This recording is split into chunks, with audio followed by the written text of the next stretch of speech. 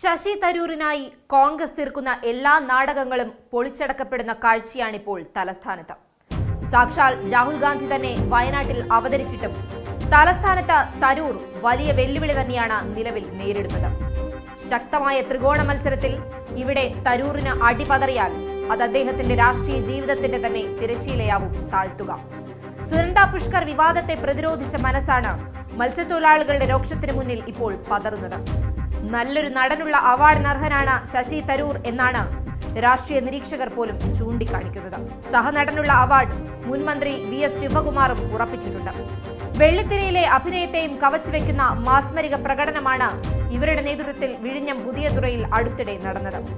ഓക്കാനം തോന്നും വിധം വെജിറ്റേറിയനായ MP ആയിട്ടും മത്സ്യ മാർക്കറ്റിൽ നല്ല രസമായിരുന്നു എന്നർത്ഥം വരുന്ന തരൂറിന്റെ ട്വീറ്റാണ് പ്രതിഷേധ കൊടുങ്കാറ്റുയർത്തിയിരുന്നത്. സോഷ്യൽ മീഡിയയിൽ ഉൾപ്പെടെ ശശി തരൂരിനെതിരെ വ്യാപക വിമർശനമാണ് ഉയർന്നിരുന്നത്. മീൻ വിൽക്കുന്നവർ നാറുന്ന മോശക്കാരാണെന്ന് വിചാരിപ്പിക്കുന്നത് തെറ്റാണെന്ന വിമർശനങ്ങളാണ് ഇതിൽ പ്രധാനം. മീൻ നാറുന്നവർ താഴ്ന്നവരാണെന്നും അവരെ ആക്രമിക്കാം എന്ന ബോധമാണ് നഗരവാസികൾക്കുണ്ടാക്കുന്നതെന്നും പ്രതിഷേധക്കാർ തുറന്നടിക്കുന്നു.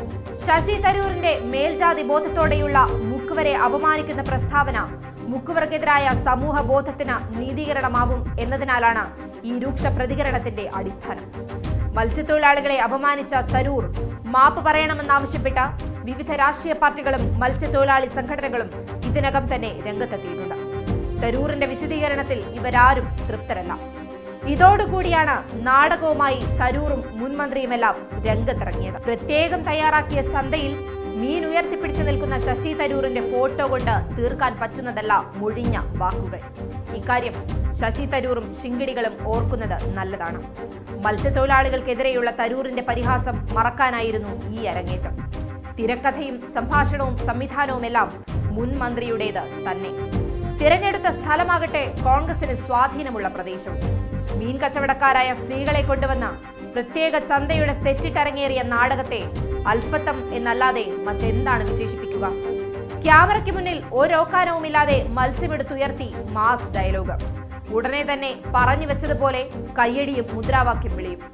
സിനിമയാണോ യാഥാർത്ഥ്യമാണോ എന്നറിയാതെ പകച്ചു നിന്നവരിൽ പരിസരവാസികളും പെടും. ആദ്യം പത്രം കൂട്ടിയും പിന്നീട് വെറും കൈകൊണ്ട് ഒരു വലിയ മീനെടുത്ത് പിടിച്ചുമാണ് തരൂർ ഫോട്ടോയ്ക്ക് പോസ് ചെയ്തത്. ഇത് ഒരുതരം ഡാമേജ് മാനേജ്മെന്റ് തന്നെയാണ്. ശശി തരൂർ പ്രദർശനം നടത്തിയത് ഫുഡ് പോണാണ്. ശരീര വ്യാപാരത്തിന്റെ മഹത്വമേ അതിനുള്ളൂ. മീൻ ചന്തയിൽ പോയി ചുളിഞ്ഞ മുഖഭാവത്തോടെ താൻ സ്ക്യൂമിഷ്ലി വെജിറ്റേറിയനാണെന്ന കുറ്റസമ്മതം നടത്തുന്ന ശശി തരൂർ ഒരു കാര്യം ഓർക്കണം. പറഞ്ഞതൊക്കെ താങ്കൾ വിഴുങ്ങിയാലും മറ്റർത്ഥങ്ങൾ കൊണ്ട് വിശദീകരിക്കാൻ ശ്രമിച്ചാലും മാനറിസങ്ങൾ ഉള്ളിലിരിപ്പ് വ്യക്തമാക്കി തന്നിട്ടുണ്ട്. സങ്കുചിത താല്പര്യമുള്ള ഒരു സവർണന്റെ ജൽപ്പനയായി മാത്രമേ കേരളത്തിലെ പ്രബുദ്ധരായ വോട്ടർമാർക്ക് താങ്കളുടെ പ്രവർത്തികളെ വിലയിരുത്താൻ കഴിയൂ. ഇത്തരക്കാർ അവർണന്റെ വോട്ട് ആഗ്രഹിക്കുമ്പോൾ വിമർശനങ്ങൾ ഉയരുക സ്വാഭാവികം തന്നെയാണ്. ത്രികോണ മത്സരത്തിൽ കഴിഞ്ഞ തവണത്തേതുപോലെ തരൂർ വിജയം ആവർത്തിക്കുമെന്ന് കരുതിയ UDF നേതൃത്വത്തിന്റെ ചങ്കിടിപ്പിക്കുന്നതാണ് ഇപ്പോഴത്തെ സംഭവ വികാസങ്ങൾ. തിരുവനന്തപുരം ലോക്സഭാ മണ്ഡലത്തിലെ വോട്ടിംഗ് കണക്കുകളും അവരുടെ ആശങ്കയ്ക്ക് വഴിമാറുന്നതാണ്. 3ാം സ്ഥാനത്തിനായുള്ള മത്സരമാണ് സിറ്റിംഗ് MP നടത്തുന്നതെന്നാണ് ഇടതുപക്ഷത്തിന്റെയും BJPയുടെയും വാദം. കഴിഞ്ഞ തവണ 15,470 വോട്ടുകളുടെ ഭൂരിപക്ഷത്തിന് മാത്രമാണ് തരൂർ ഇവിടെ നിന്നും വിജയിച്ചത്.